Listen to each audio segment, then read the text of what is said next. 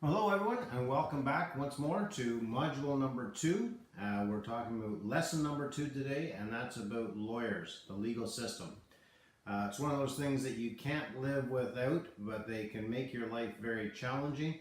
Having said that, there's no way I would ever want to do any of the transactions that I've been involved in without having the help and support of a strong legal team.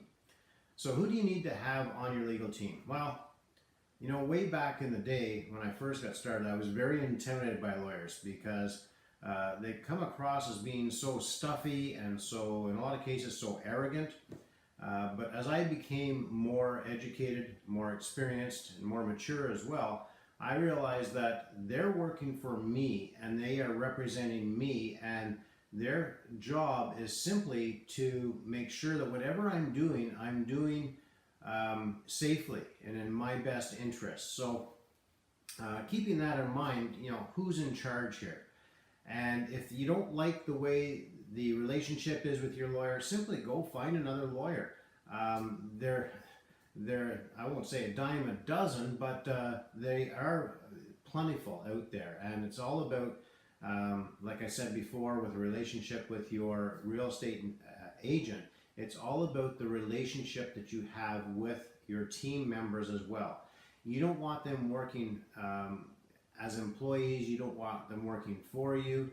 You want them working with you, helping you achieve your goals. So that's key to remember. Now, young or old is a good question. Typically, with the older lawyers, the challenges you're going to face is that they're going to be they've got lots of experience to draw upon, which is fantastic. However, they've got a lot of the old mindset and old beliefs, so they're getting very stuck in their ways. That's the experience I've seen anyhow. I prefer to work with younger agents, and how this came about was this is years ago, when the lawyer that was representing us for many, many years, he retired. And when he retired, a young lawyer, his name is Brad, he stepped in and took over the practice. Now, Brad was probably 29, 30 years of age at the time. And when I went in, I was not impressed with him to begin with.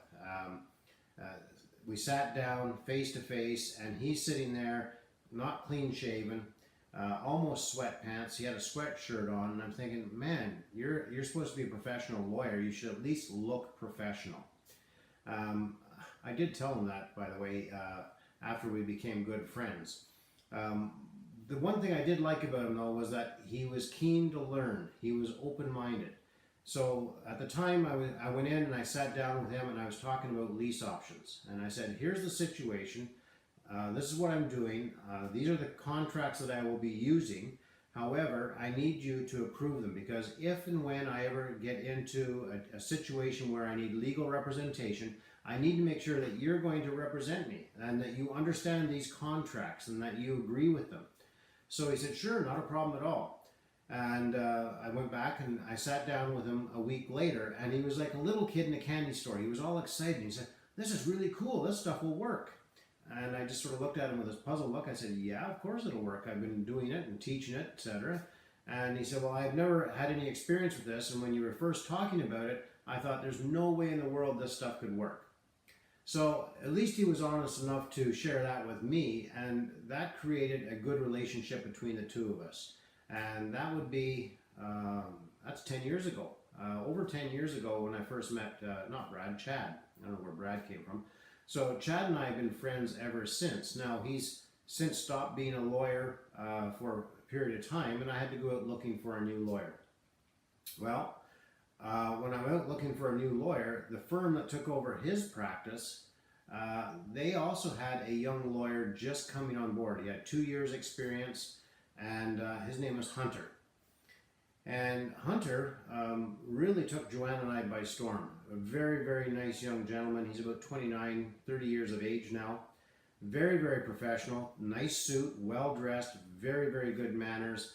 And he actually came to us, asked us to go out for coffee, because he recognized that we were one of the bigger clients, in the local area.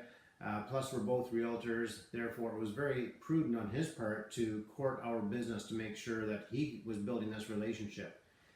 We too have since become very good friends. And the nice thing I like about Hunter is that he calls it as he sees it. If he's not comfortable with what I'm asking of him, he will ask his superiors. He's got a world of knowledge behind him with senior partners in the company. So that's wonderful. And I would go to Hunter and say, here's the situation, this is what I want to do, can I do it? He would take me as far as he could, then we would bring in another expert. And we recently, it'd be about 2 years ago, we put together one of the bigger transactions I've ever put together. It was definitely the biggest transaction that he's ever put together.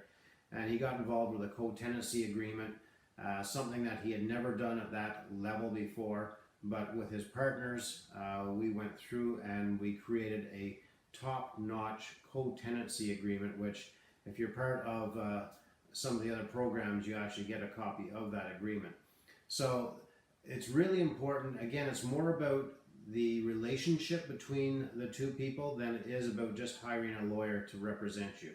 You want to make sure the lawyer is working with you and not just for you. You want them to have not a vested interest, but you want to make sure that they want the best in it for you. Now keep in mind, from a lawyer's perspective, they're always looking for, or should always be looking for, your best interests. And sometimes it can be very challenging because they're going to come across as being very negative per se. A good example of this is just, I mentioned Chad, who got out of the real estate industry. He's back in, or legal industry, he's back in it again. But he's not close to me, so I've got a relationship with another lawyer.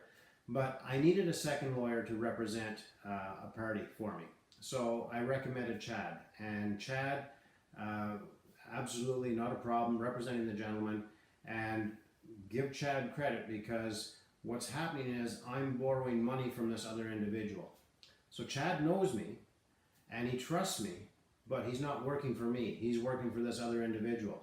This other individual explains what it is he wants. So Chad calls me up and says, "What's this property you're investing? You're leveraging. What, how much is it worth? Do you have an appraisal? Do you have all the documents to support it, et cetera, et cetera?" He was treating me just like any other client, because that's what he's supposed to be doing.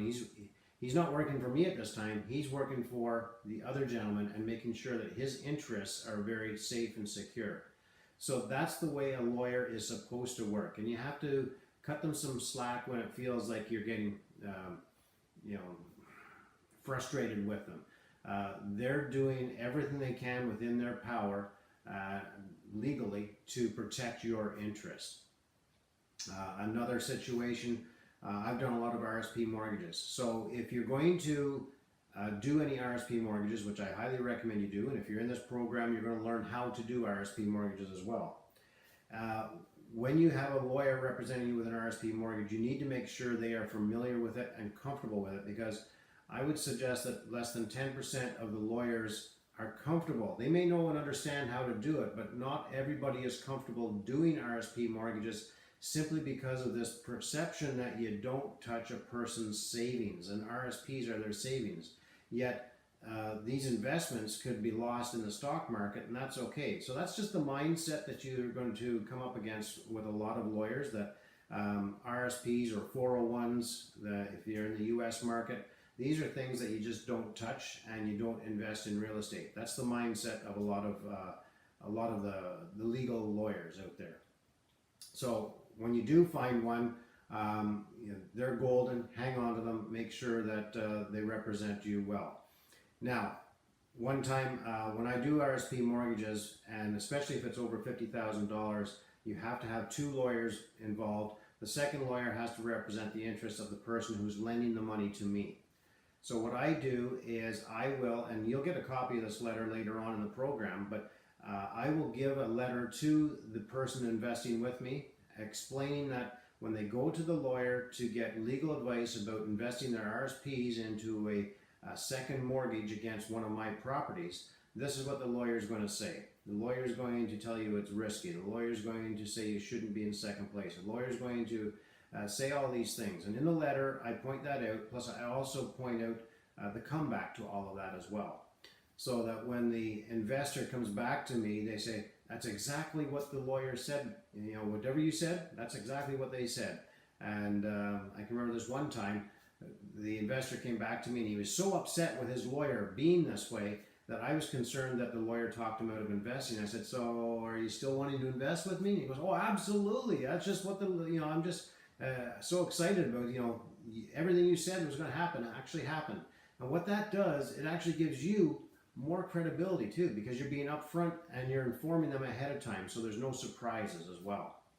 So it's really important though that you've got this lawyer who understands what it is you're doing. So my lawyer knows pretty much everything I do. The only thing that my lawyer has not been involved with, my newest lawyer, is lease options and assignments, because I haven't done any lease options or assignments in quite a few years. But if I were doing them, I'm comfortable enough that I know what I'm doing, that I would be educating my lawyer with respect to it.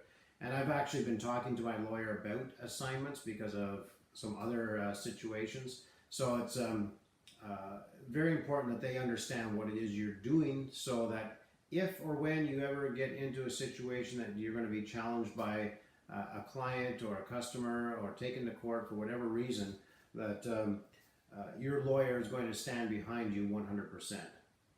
So that's pretty much it about lawyers. Again, it all comes down to relationship. Just remember, who's the boss? You're the boss. You're paying their bill. Also, don't be shocked by the amount that they're charging, because real estate lawyers really don't make a whole lot of money. I was able to see behind the scenes as to how much these lawyers actually make. They survive based on volume, and because for each individual real estate transaction, I'm talking about a single family home now, where they charge $1,500 to $1,800, they make net in their pocket after all expenses maybe $500. That's not a lot of money for all the work and effort that they put into it, plus all the risk that they take on, because everything that they do on paper they have to stand behind as well. So that if there's any challenges and something goes wrong with the deal, guess who's going to get sued? They're going to get sued. So they've got a lot of legal responsibility. For $500, that's not a whole lot of money. They always break down how much is going out for all the different expenses that they're going to incur during the transaction for you. So when you're dealing with when you're looking for a new lawyer, don't focus so much on the cost.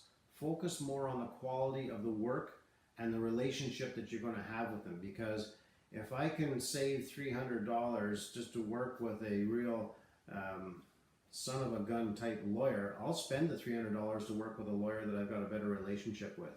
$300 is nothing in the big picture of things. So focus more on the quality of the lawyer. However, as you're shopping around, ask them to send you a cost package. Ask them if you can come in and have a half-hour free consult. If they're not willing to sit down with you and give you a free consult, they're going to start nickel-diming you all the way, then maybe they're not the ones to work with as well. If they don't have something documented that they can show you the cost breakdown for a purchase or a sale, then maybe they're not the company for you either. These are all just little things that can make or break a relationship or make a decision for you to decide what lawyer you're going to be working with. So I think that's it for lawyers. Again, surprise, surprise, it's all about relationship. So good luck with that. Get out there and start interviewing your lawyers. Take care now, and we'll see you lesson number 3.